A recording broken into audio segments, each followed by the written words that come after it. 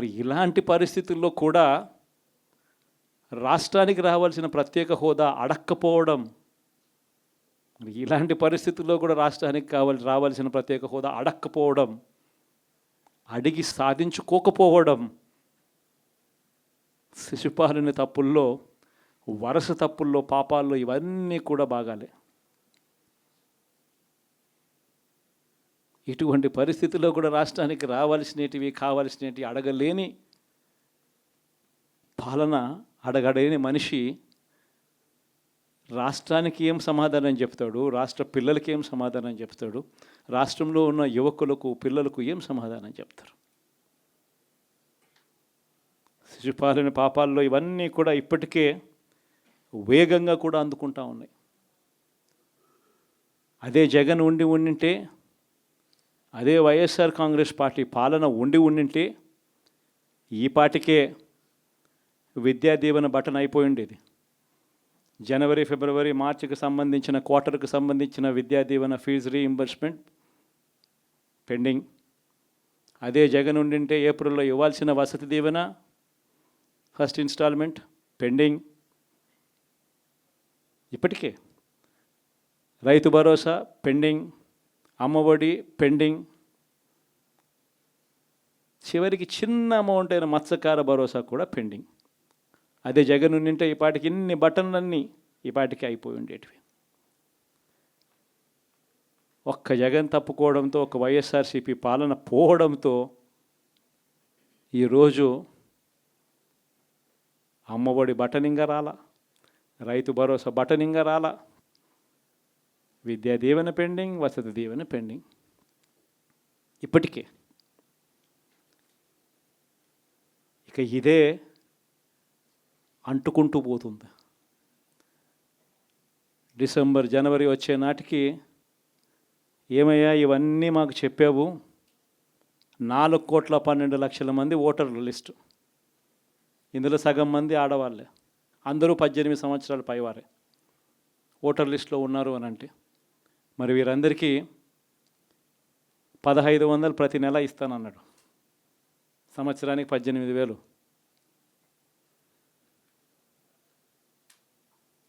ఇందులో పెన్షన్లు తీసుకునే వాళ్ళు ఒక 30 లక్షల మందిని బహుశా ఆడవాళ్ళకి పక్కన పెట్టినా కూడా 60 సంవత్సరాల పైన ఉన్న వాళ్ళు అని పక్కన పెట్టినా మిగిలిన 1,80,00,000 మంది ఎదురు చూస్తున్నారు.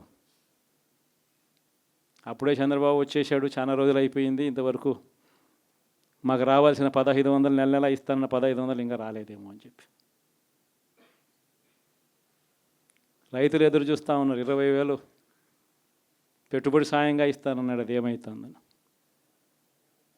దాదాపు 1,000,000 మంది పిల్లలు పైగా ఉంటారు, బళ్ళకు పోయే పిల్లలందరికీ ఇస్తామన్నాడు.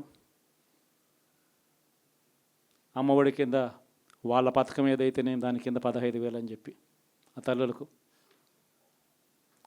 15,000 కోట్లు, దానికి వెయిట్ చేస్తూ ఉన్నారు. ఇవన్నీ వెయిట్ చేస్తూ ఉన్నారు. ఇవన్నీ ఏవి కూడా అడుగులు ముందును పడని పరిస్థితి.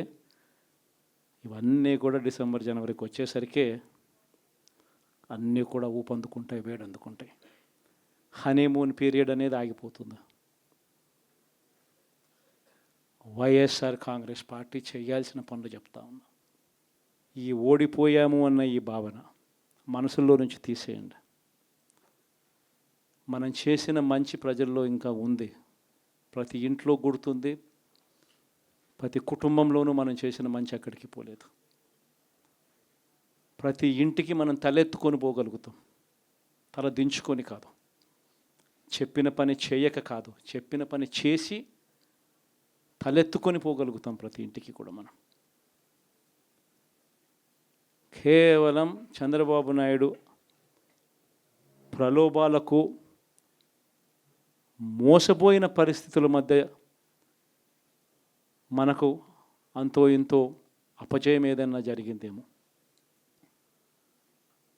ఆ మోసాలు ఎప్పుడైతే మోసాల కింద తేటతెల్లం అవుతాయో, ప్రజల్లో ఆ సింపతి, మన పట్ల ప్రేమ, ఆయన పట్ల కోపం రెండూ కూడా ఏకమవుతాయి.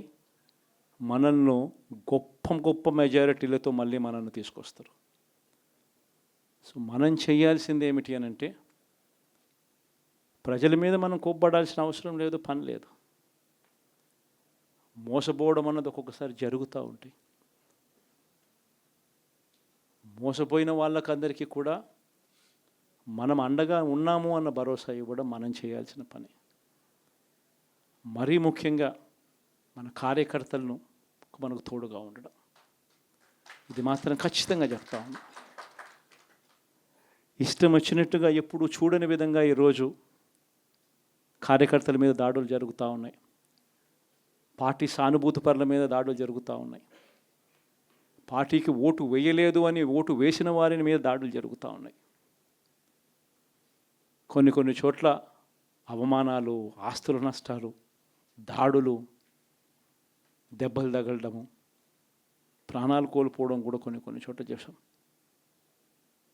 వీళ్ళందరికీ కూడా నేను మీ అందరికీ కూడా నేను చెప్పేది ఒకటి, వీళ్ళందరికీ భరోసా ఇవ్వాలి. ఎక్కడ మీ నియోజకవర్గంలో ఎక్కడ ఏమి జరిగినా కూడా పోండి, మీ తరపు నుంచి సహాయం చేసే కార్యక్రమం చేయండి. పార్టీ తరపు నుంచి కూడా సహాయం అందిస్తుంది, అది కూడా తీసుకొని పోయి కూడా ఇవ్వండి. ప్రతి కార్యకర్తకు తోడుగా ఉందాం, ప్రతి కార్యకర్తకు భరోసా ఇద్దాం, చాలా అవసరం కూడా. మన కోసం కష్టాల్లోనూ నష్టాల్లోనూ మన కోసం నిలబడ్డారు, జెండాలు మోసి నష్టపోయారు, ఓట్లు వేసి దెబ్బలు తిన్నారు, మనకు ఓట్లు వేసి దెబ్బలు తిన్నారు. వాళ్ళందరికీ కూడా తోడుగా ఉండాల్సిన అవసరం ఉంది.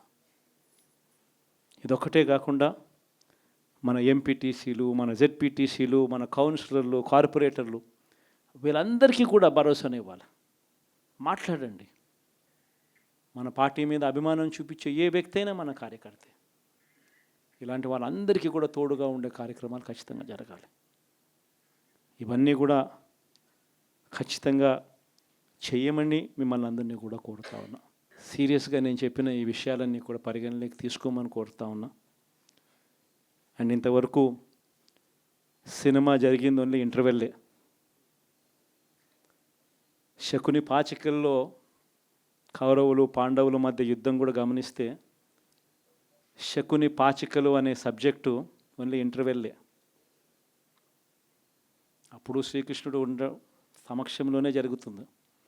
శ్రీకృష్ణుడు ఉండగానే పాండవులు ఓడిపోతారు, శకుని పాచికలతోనే ఓడిపోతారు. ఎప్పుడైనా కూడా మంచే గెలుస్తుంది, ధర్మమే గెలుస్తుంది, విశ్వసనీయతే గెలుస్తుంది, న్యాయం నిజం గెలుస్తుంది, ధర్మమే గెలుస్తుంది. మనం ధర్మం వైపునే ఉన్నాం, ధర్మంగానే రాజకీయాలు చేశాం, విశ్వసనీయతతోనే రాజకీయాలు చేశాం, తలెత్తుకొని ఉండే మాదిరిగానే రాజకీయాలు చేశాం. తల దించుకొని పోయే రాజకీయాలు ఎప్పుడూ చేయలేదు. ఒక అర్జునుడు మాదిరి గెలిచి వస్తాడు, ప్రజలు ఆశీర్వదిస్తాడు. కాబట్టి ప్రతి ఒక్కరు ఇది గుర్తుపెట్టుకోండి.